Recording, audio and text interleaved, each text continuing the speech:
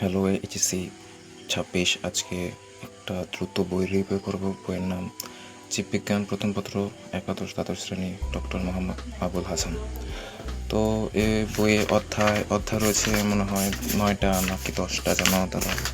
আমাদের তো short syllabus ছিল, তো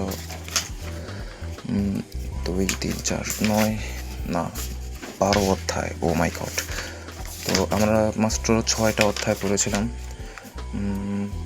তো প্রথম অধ্যায়ের নাম কোষ ও এর গঠন, দ্বিতীয় অধ্যায় কোষ বিভাজন, তৃতীয় অধ্যায় কোষ রসায়ন, চতুর্থ অধ্যায় অণুজীব, পঞ্চম অধ্যায় শৈবাল বায়োটোপ, ষষ্ঠ অধ্যায় বায়োফাইটা, এরপরে সপ্তম নগ্নবীজা পৃথবীজী, অষ্টম টিস্যু ও টিস্যুতন্ত্র, নবম অধ্যায় উদ্ভিদ শারীরতত্ত্ব, দশম অধ্যায় উদ্ভিদ জনন, একাদশ অধ্যায় জীব প্রযুক্তি, দ্বাদশ অধ্যায় তোমরা দেখতেই পাচ্ছ আমরা এসব পড়ি নাই, তোমরা পড়বা।